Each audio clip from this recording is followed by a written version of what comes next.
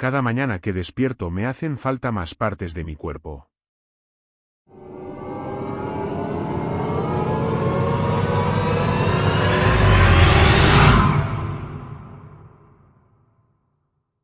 Comenzó hace una semana, de repente.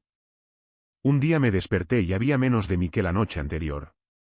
La primera vez que me pasó, me desperté sin un dedo, el índice izquierdo. No había señales de que me lo hubieran cortado, quitado o dañado. El dedo simplemente estaba allí una noche y había desaparecido la siguiente. La desaparición inexplicable me hizo entrar en pánico. Lamentablemente, la sala de emergencias no me ayudó mucho. No creo que el médico me creyera cuando le mostré mi mano y le dije que allí había otro dedo. Mi mano no tenía cicatriz ni evidencia de que me hubieran quitado algo.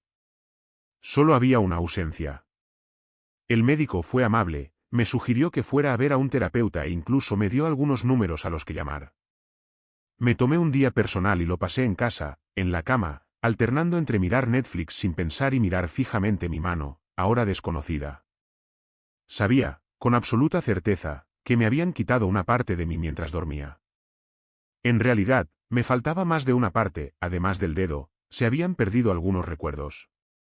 Obviamente, estuve distraída con mi dedo faltante durante la mayor parte del día, por lo que no me di cuenta hasta más tarde de que me habían quitado otras cosas. En algún momento, cerca del almuerzo, pensé en llamar a mis padres para contarles lo que estaba sucediendo. Pero cuando cogí el teléfono con toda mi mano e intenté pensar en cómo les explicaría el día que estaba teniendo, me di cuenta de que no podía recordar exactamente cómo eran mis padres. Tampoco podía recordar sus nombres. Podía recordar sus voces, cómo era la casa de mi infancia, incluso la película favorita de mi madre. Pero no podía captar un recuerdo claro de mis padres. Siempre estaban en el borde de mi memoria, como un sueño que se disuelve en el sol de la mañana. Hablando de sueños, recuerdo haber tenido una pesadilla muy vívida justo antes de que me quitaran el dedo. La sensación del sueño permaneció conmigo, pero los detalles se borraron. Seguí intentando revivirlo. Sentía que la pesadilla y mi dedo faltante, mis recuerdos perdidos, estaban todos conectados. Sin embargo, por mucho que me esforzara, no podía identificar el sueño. Frustrada hasta el límite, decidí en silencio que me estaba volviendo loca. No quería cargar a mis padres con mi crisis, así que en lugar de llamarlos, llamé a mi oficina y me tomé el resto de la semana libre. Fue algo repentino y perturbador, pero al menos tenía tiempo libre para aprovechar, esperaba que unos días de descanso me devolvieran la cordura. Salí a la licorería, con la mano izquierda en el bolsillo, y compré una botella de terapia para una semana. El resto de la tarde la pasé emborrachándome maravillosamente. Mi último pensamiento antes de desmayarme fue que, de todas las cosas que uno podría despertar sin tener un dedo, no era precisamente el fin del mundo. A la mañana siguiente, me desperté sin mi ojo derecho. Al principio, achaqué mi visión inusual al ron que había bebido la noche anterior, pero cuando me arrastré hasta el baño, el espejo me mostró una terrible corrección. Mi reflejo me devolvió la mirada con un ojo verde y una cuenca vacía. Ni siquiera el entumecimiento que me quedaba por el ron me sirvió de consuelo. Grité hasta quedarme en carne viva, hasta que mi voz se convirtió en otra de las cosas que echaba de menos, aunque al menos eso volvió más tarde. Me alegro de no tener vecinos cercanos. No le deseo a nadie el sonido que escuché esa mañana. Una vez que me recuperé, más o menos, traté de evaluar objetivamente mi nueva realidad. Al igual que mi dedo, el ojo había desaparecido sin señales de daño o lesión. Si nunca me hubieras conocido antes, podrías suponer que nací con un solo ojo y que la cuenca vacía con el párpado desinflado era simplemente una herencia genética. Pero sabía que no era verdad. Hice el mejor inventario de mí que pude, dadas las circunstancias, y descubrí que el ojo no era la única pérdida nueva con la que tenía que lidiar. Mis recuerdos de la universidad habían desaparecido casi por completo. También habían desaparecido una docena de otros momentos que estaba seguro de poder recordar el día anterior. No podía decirte mi segundo nombre. No podía recordar el nombre de la primera chica a la que besé. Todo lo que yo era se estaba desmoronando. Me estaba desmoronando. Y, al igual que el día anterior, llevaba en mi interior la certeza de una pesadilla olvidada, una repetición de la primera. Nada de lo que intentaba lograba enfocar los detalles. Era como tratar de ver una película bajo el agua. Todo lo que volvía a mí eran siluetas y una sensación de movimiento. Eso, y la persistente impresión de miedo y una terrible tristeza. Me encontré llorando en el baño, las lágrimas caían silenciosamente de mi único ojo restante. El resto del día lo pasé vagando en estado de shock, rondando mi propia casa como un fantasma viviente. Caminé de una habitación a otra, sin rumbo. Mi casa es grande, con más habitaciones de las que necesito. Está en una granja y perteneció a mis abuelos antes de que fallecieran. Las paredes son viejas y familiares, los pisos de madera desgastada salpicados de una isla de alfombras suaves. Todo en la casa solía brindarme consuelo, pero ese día me sentí vacío. No me molesté en comer, ni leer, ni dar un paseo por el bosque cercano, que siempre me traía paz. Ni siquiera podía reunir la energía para beber hasta quedarme sin palabras. La única forma en que podía procesar mi lenta desintegración era apagar mi mente. Me mantuve despierto todo lo que pude. Pasaron casi 48 horas cuando ya no pude resistirme más y me quedé dormido, hundido en una silla del comedor.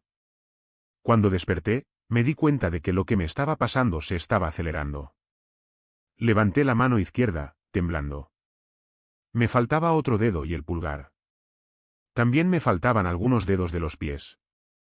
Explorando con la lengua, conté 4 dientes que faltaban. Me pregunté cuándo llegaría al punto de quiebre, cuando mi cuerpo ya no podría soportar más la falta de piezas. Al igual que cada mañana anterior, me desperté todavía sintiendo los ecos de un sueño que no podía recordar. Fue una mañana dura. Estuve sentado a la mesa durante horas, contando y volviendo a contar mis pérdidas como un general después de una horrible derrota. Pero no iba a tener 2 días desesperados seguidos. Me desperté antes del mediodía, tomé unas copas y luego llevé mi portátil a la sala de estar. Me dispuse a sentarme, beber e investigar mientras observaba la lluvia otoñal que cubría mi ventana. Después de una hora, estaba ligeramente borracho, muy decidido y completamente perdido. Como era de esperar, buscar en Google partes del cuerpo robadas no me resultó de mucha ayuda. Constantemente me redirigían a artículos sobre la sustracción de órganos. Como no me despertaba en una bañera llena de hielo cada mañana, dudaba que esa información me fuera de utilidad. Cuando me levanté para preparar otra bebida, que consistía en ron con un solitario cubito de hielo, me quedé paralizada. ¿Y si me faltaba un órgano? ¿Sería capaz de darme cuenta hasta que fuera demasiado tarde? Me apreté el estómago con cuidado. Todo parecía seguir allí. Pensé que si faltaba algo importante no tardaría en notar su ausencia. Afuera, el cielo comenzó a oscurecerse y a proyectar sombras en mi casa. Me alejé de la pantalla de la computadora el tiempo suficiente para ir de una habitación a otra, accionando interruptores y encendiendo lámparas. Mi objetivo era evitar el sueño durante el mayor tiempo posible. Toda la casa estaba inundada de luz. Cuando volví a la mesa, me dejé caer en la silla y me quedé mirando la pantalla de la computadora. Me sentía entumecida. La verdad era que mi cuerpo debilitado era el último de una larga lista de tonterías que me destrozaban el espíritu y la depresión acumulada se estaba volviendo demasiado pesada de llevar. Algunos días parecía que me arrastraba por una playa interminable y la arena se volvía cada vez más difícil de atravesar a medida que avanzaba. Rara vez veía a mi familia, a veces solo una llamada telefónica en las vacaciones. Dejé de tener contacto social hace años. En algún momento de mis 20 años, las amistades se convirtieron en demasiado trabajo para mí y las relaciones, esas siempre parecían terminar mal.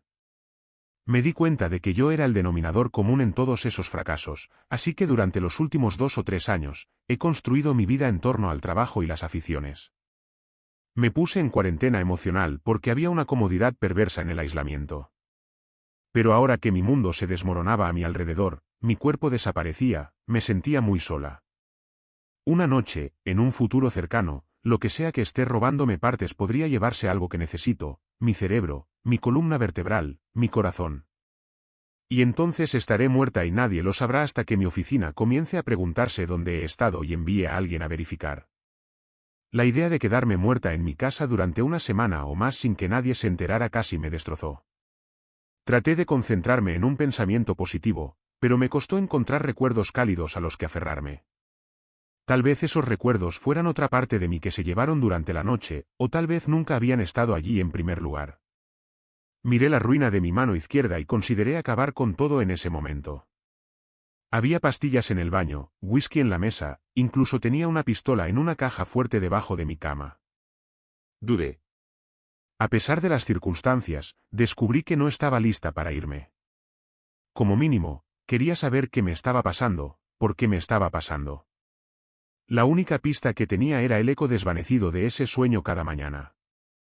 Traté de obligarme a recordar, pero mi mente no podía encontrar nada que me permitiera hacerlo. El sueño estaba lo suficientemente cerca como para perseguirlo, pero demasiado lejos como para atraparlo. Ah, sí, dije. Regresé a mi computadora y busqué atrapasueños. Pasé 40 minutos leyendo todo sobre los atrapasueños, su historia, uso previsto y cómo hacer uno. Originalmente se crearon para colgarlos sobre las camas de los niños mientras dormían, para alejar las pesadillas y los malos espíritus. Pensé que no haría daño intentarlo. Media hora después, coloqué mi atrapasueños improvisado sobre la mesa. No tenía hilo ni lana, así que tuve que usar hilo dental, tejido a través del marco de una vieja raqueta de tenis sin cuerda. El efecto final fue completamente ridículo. Esto es una mierda, dije en voz alta a mi casa vacía. Fui a hacerme crujir los nudillos, recordé que faltaban varios y decidí que toda mi semana había sido una mierda, así que tal vez el atrapasueños era la respuesta a todos mis problemas. Aunque, hasta donde yo sabía, los atrapasueños no estaban destinados a atrapar sueños para que los recordaras, sino a atrapar pesadillas. Ya casi, murmuré para mí misma, colocando el atrapasueños en la mesa junto a mi computadora. Serví otro trago, agitando tristemente la botella casi vacía. Sabía que daba pena estar sola en mi antigua casa, con un pijama de franela viejo y una camiseta desaliñada. Decidí investigar un poco más, ver si había algo que me estaba perdiendo, alguna bala de plata que me devolviera el cuerpo y la mente. Debí haberme desmayado otra vez porque me desperté con el brillante resplandor del sol. Y estaba al aire libre. ¿Qué? Murmuré. Mientras me sacudía la neblina del sueño, me di cuenta de que estaba en un parque. No había parques cerca de mi casa, pero este me resultaba familiar, todo verde y suavemente sombreado por altos robles. Vi un sendero de tierra que serpenteaba hacia un espacio boscoso y un gran parque infantil a lo lejos. Parecía un parque infantil de estilo antiguo, todo de metal y madera y buenos recuerdos. El tipo de parque infantil en el que, de niño, te pasarías horas dando tumbos y cayéndote en una tarde de verano. Había una figura balanceándose en el columpio. Como no se me ocurría nada mejor, empecé a caminar por el sendero que conducía al parque infantil. Conocía ese parque, y cuanto más caminaba, más claro se me volvía el recuerdo. Era el parque cerca de donde crecí, donde jugaba de pequeña y donde pasaba más de unas cuantas noches con mis amigos en la escuela secundaria. Incluso fue el lugar donde me di mi primer beso. Tenía 14 años y su nombre era Cassidy. Su rostro me vino a la mente con nitidez. No estaba segura de por qué la sensación era tan intensa hasta que me acerqué al patio de juegos y reconocí la figura en el columpio. «Hola, Cass», dije parándome detrás de ella. Ella se giró para mirarme pero siguió golpeándome. «Hola, extraño». Creo que me quedé sin aliento. Tenía líneas y grietas finas por todo el rostro, como cerámica rota pegada nuevamente. Cass clavó sus talones en el suelo, deteniendo su golpe. «Es de mala educación quedarse mirando», me dijo. «Lo siento», dije, todavía mirándolo fijamente. Aparte de todas las grietas y las líneas, su rostro se veía como la recordaba, solo que más viejo. Su cabello estaba cortado corto y ahora era rubio. Cuando salíamos, ella solía cambiar de color a menudo. Recuerdo que el rojo era su favorito. Cass tenía rasgos delicados y su nariz estaba ligeramente inclinada, de cuando su padre se la rompió cuando era niña y se curó descentrada. Me sonrió con tristeza, manteniendo la boca cerrada como siempre lo hacía, tímida porque sus dientes estaban un poco torcidos en la fila inferior. Siempre había encontrado lindas sus imperfecciones y solía esforzarme mucho en sorprenderla, en hacerla sonreír o reír descaradamente. A veces lo hacía, pero solo si éramos los únicos alrededor. Finalmente, me recuperé y dejé de mirarla. Hacía calor en el parque, parecía verano, aunque era noviembre. A pesar del calor, Cass llevaba una sudadera con capucha azul oscuro demasiado grande. Me di cuenta de que era una mía que le había regalado años atrás. ¿Cómo has estado?, pregunté un poco estúpidamente. Ella se encogió de hombros y luego volvió a columpiarse. Como no tenía un plan mejor, me senté en el columpio a su lado y di una patada suave. Noté que sus manos en la cadena del columpio tenían las mismas líneas y grietas que su rostro. Me recordó a un rompecabezas. Nos balanceamos en silencio durante un rato. El parque se ve bonito, dije. Los árboles se ven muy verdes. Para noviembre, ¿sabes? Siempre dices eso, respondió Cass. Dejé de golpearla. ¿Qué quieres decir, cuando dije eso antes? Anoche, dijo Cass, mientras se movía suavemente por el aire. Y la noche anterior, y la anterior a esa, todas las noches durante bastante tiempo, no estoy segura exactamente de cuánto tiempo. Estoy soñando, dije. Sí. Este es el sueño que tengo todas las noches desde que, miré mi mano izquierda, a la que le faltaban los dedos. Había oído que algunas personas que pierden extremidades están completas cuando sueñan, pero al parecer yo llevaba conmigo mis pérdidas, incluso en mi mente. Sí, me dijo Cass. Es el mismo sueño y tenemos la misma conversación. Bueno, al menos suele empezar igual. Estoy confundida, ¿es esto solo un sueño? ¿Algo de esto es real? Cass dejó de columpiarse de nuevo. Suspiró. Unas nubes blancas y gordas flotaban en el cielo sobre nosotros. Una cruzó el sol y proyectó una sombra sobre todo el parque. Nos sentamos un momento, escuchando a los pájaros llamarse entre sí en los árboles. Un pinzón azul y amarillo aterrizó en lo alto del balancín cercano. Incluso a la sombra, el aire del parque era cálido y olía a hierba y flores silvestres. Es un sueño, pero creo que es real, dijo Cass, finalmente. Bastante real. Aquí es donde vine después de mi caída. Trazó el camino de una de las líneas de su mejilla. Recuerdo la caída, y luego recuerdo despertar aquí, en nuestro antiguo parque. Eso fue un desastre.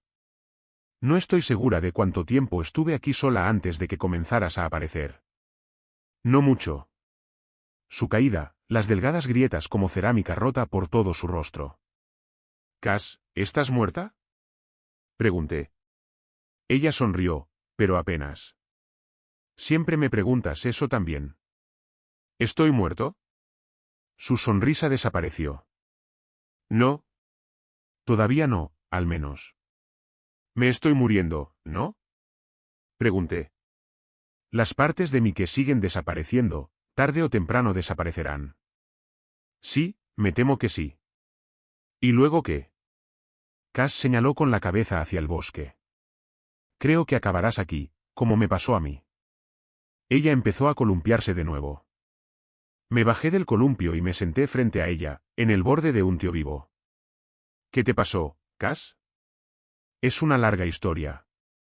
La versión corta es que me metí en un lío y no pude encontrar la salida, así que me tiré de un edificio. ¿Cuál es la versión larga?, pregunté. Hice una pausa. Me has tenido que contar esta historia varias veces, ¿no? Ella asintió y sonrió, esta vez casi con una sonrisa plena. Después de nosotros. Después de que cada uno tomó su camino, los siguientes chicos con los que estuve no eran muy buenos. Papá enfermó, así que me quedé con mis padres durante unos años. Mamá estaba demasiado drogada para ser de mucha ayuda. Empecé a consumir también, solo tratando de encontrar un poco de paz de vez en cuando. No ayudó mucho.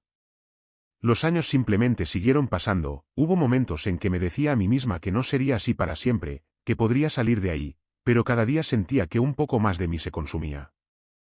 No podía encontrar una salida, un día no hace mucho, supongo que me desperté con demasiado dolor. Cass disminuyó la velocidad de su balanceo hasta que se balanceó con los talones en el suelo.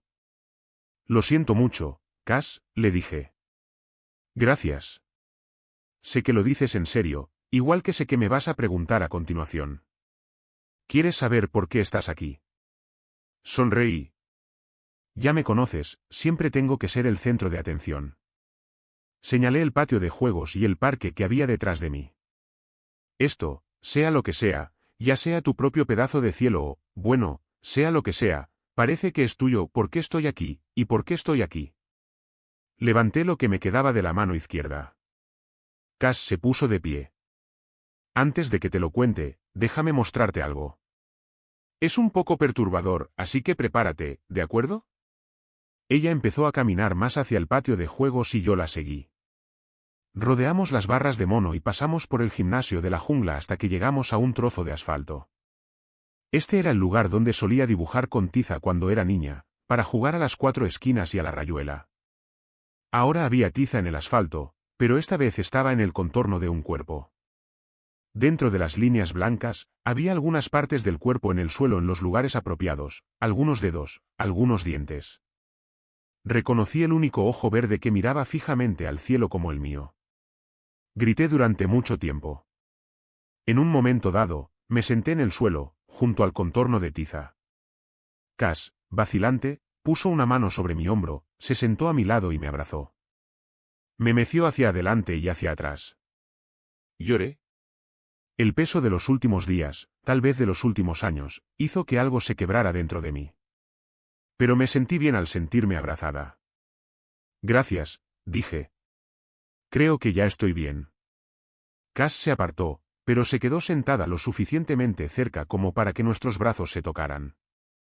Odio decirte lo que sigue. ¿Por qué? Pregunté. Porque odio hacerte daño. Pero esto, señaló la silueta con los pedazos de mi cuerpo dentro, estoy bastante segura de que es culpa mía. La miré fijamente. ¿Cómo? ¿Por qué? Quizás porque me sentía sola. O porque todavía sufría. Nosotros éramos solo unos niños, dije. Lo siento, pero fue hace mucho tiempo. Lo sé, dijo Cass. Hace mucho tiempo que te perdoné por irte, por mentir, por todo. Hice una mueca. Cassidy y yo salimos juntos durante toda la secundaria, pero yo me fui a la universidad y ella se quedó en la ciudad. Nos distanciamos, o al menos yo me distancié, pero me costó mucho terminar la relación. Ella siempre se alegraba de verme cuando volvía de visita, pero yo nunca estaba del todo presente.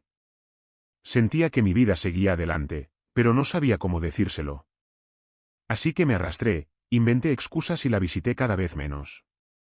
Tuve una aventura con una compañera de clase, me confesé, Cass me perdonó y luego lo volví a hacer. Al final, fui yo quien terminó la relación. Si parece que fui un pedazo de mierda, es porque lo fui. La única excusa que puedo ofrecer es que era joven y siempre me había odiado un poco a mí mismo. Esas excusas suenan vacías incluso para mí. Arruinar mi propia vida fue una cosa, pero siempre me he sentido culpable por haber llevado a Cass conmigo en el viaje. Si me perdonaste, entonces ¿por qué me trajiste aquí? Pregunté. Cass se acercó y puso su mano sobre la mía lastimada. No fue una decisión consciente, por favor, tenlo en cuenta. Es solo que, ¿sabes cómo dicen que toda tu vida pasa ante tus ojos cuando estás a punto de morir? No fue así, al menos para mí. Solo las partes buenas, las partes brillantes, regresaron a mí mientras caía. Y tú estabas en cada uno de esos recuerdos. Nosotros aquí, en el parque por la noche, o en los días en que no teníamos nada más que hacer. O ese viaje que hicimos al océano, en julio del segundo año. Cass lloraba en silencio, las lágrimas corrían por las líneas de su rostro. Me sentí mal por todo el dolor que le había causado todos esos años atrás. Lo más importante que recuerdo, justo antes, ya sabes, fue nuestro baile de graduación, dijo Cass, secándose los ojos distraídamente. ¿Lo recuerdas? Por un instante de pánico, temí no haberlo hecho. Pero luego miré a Cass y fue como mirar atrás en el tiempo. Podía imaginarla claramente con su vestido amarillo, podía ver su rostro como era entonces, sin cicatrices ni líneas. Había sonreído en la foto que nos tomó mi madre esa noche, había sonreído de verdad, sin dientes escondidos. Lo recuerdo, le dije. Llevaba una corbata amarilla a juego con tu vestido y, sin querer, me senté sobre tu ramillete. Me sentí mal porque lo arruiné. No la arruinaste, me dijo Cass. Me gustó que luciera diferente a las demás flores. El hecho de que estuviera aplastada le dio personalidad. Hizo una pausa. Lo guardé, no sé si te lo dije antes, pero guardé el ramillete, seco en una caja en mi habitación. Todavía está allí, a menos que mis padres hayan limpiado las cosas después de que yo. Se le quebró la voz y empezó a sollozar.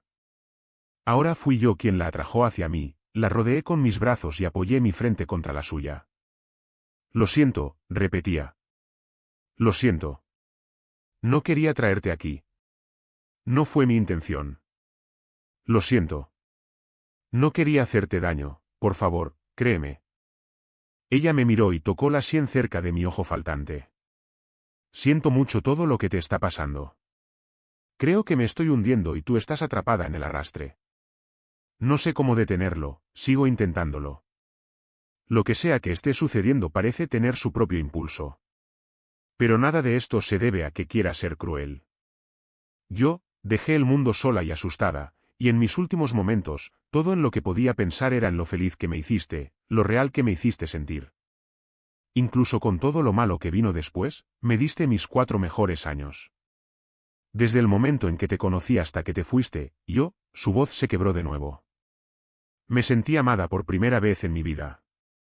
Mi madre estaba demasiado perdida y mi padre demasiado enojado, nunca fui muy buena para hacer amigos. Pero apareciste con tus malos chistes, tu risa rápida y tus ideas problemáticas en las que siempre me incluías y yo creía. Creía que la vida, como las historias, a veces puede tener un final feliz. Que mi historia pudiera tener un final feliz. Así que cuando no fue así, cuando di ese último paso, lo único en lo que podía pensar era en lo mucho que deseaba que las cosas fueran diferentes. En lo mucho que deseaba que pudiéramos haber permanecido jóvenes y enamorados para siempre. Y supongo que algo ahí fuera me escuchó y lo siento. Estoy tan... La besé. Sentí el sabor salado de su llanto. Me sentí bien, como si estuviera en casa. Cass me devolvió el beso. ¿Sabías que iba a hacer eso?, pregunté. Ella negó con la cabeza. En realidad, es la primera vez que haces eso. Bueno, dije, las experiencias recientes me han llevado a desarrollar poco a poco nuevas perspectivas. Además, te queda muy bien mi sudadera con capucha. Cass se rió. Tonterías. Esta es mi chaqueta. Ya hemos hablado de esto. Tiré del exceso de tela alrededor de la sudadera. Estás empapada en 45 kilos y esta es al menos una talla grande de hombre. Claramente ha habido un robo. Cass me dio un puñetazo en el brazo, sonriendo, pero su sonrisa se desvaneció. Lo siento. Tenías toda la vida por delante, no era mi intención arrastrarte conmigo. Miré el parque, que se llenaba de sonidos y aromas de principios de verano. Vi animales que corrían entre los árboles, moviéndose entre las sombras sedosas. Me volví hacia Cass, que incluso con las cicatrices de la vida y la muerte grabadas en su rostro, lucía hermosa. Hay lugares peores, dije. Gracias a Dios que tus recuerdos más felices no fueron de nosotros jugando a los bolos o algo así. Su risa, otra vez, y no pude evitar reírme con ella. Lo triste es que no vas a recordar esta conversación, dijo Cass. Pensé en mi pequeño y tonto atrapasueños que tenía en casa. Probablemente no funcionaría, pero tal vez sí. Incluso si no lo hiciera, me sentía preparada para recordar. Me aferraría a este recuerdo, lo agarraría con fuerza cuando despertara. Había dejado escapar muchas cosas buenas en mi vida, pero este sueño no sería una de ellas. Lo recordaré, prometí. Nos quedamos allí sentados durante un buen rato. El contorno de tiza ya no me molestaba demasiado. Sabía que las partes de mí que estaban allí no faltaban, solo estaban esperando el resto de mi ser. Oye, ¿qué hay ahí fuera del parque? Pregunté, ¿hay una versión de ensueño de nuestra ciudad natal después de la muerte? No lo sé, dijo Cass. No he mirado. ¿Por qué no? No quería irme del parque por si aparecías, ya que nunca sabía cuándo sucedería eso, respondió Cass. No quería que despertaras aquí sola. Gracias, le dije. Yo tampoco querría eso. Pero deberíamos ir a ver si. Eso fue lo último que recuerdo antes de despertarme esta mañana. Mi pierna derecha, por debajo de la rodilla, ha desaparecido. También una oreja, algunos dedos, más dientes y tengo problemas para respirar, así que creo que puedo añadir un pulmón a la lista de piezas que me esperan en el parque. No sé si el atrapasueños funcionó realmente, o si logré mantener el recuerdo del sueño a fuerza de fuerza, pero lo recuerdo. Lo recuerdo todo. Estoy escribiendo esto con mi mano sana, a la derecha solo le falta el meñique. Quiero dejar esto para quien venga a buscarme. Quiero que la gente sepa que estaba en paz con todo. Llamaré a mis padres más tarde, no para despedirme, solo para ponerme al día, para hacerles saber que estaba pensando en ellos hoy, aunque no pueda recordar bien sus nombres. No sé cuánto tiempo me llevará a hacer la transición desde aquí hasta el parque. Espero que sea rápido, que no haya mucho dolor. Lo que sea que esté sucediendo parece que sucede más rápido cada mañana. En realidad no lo considero un final, es más como volver a casa.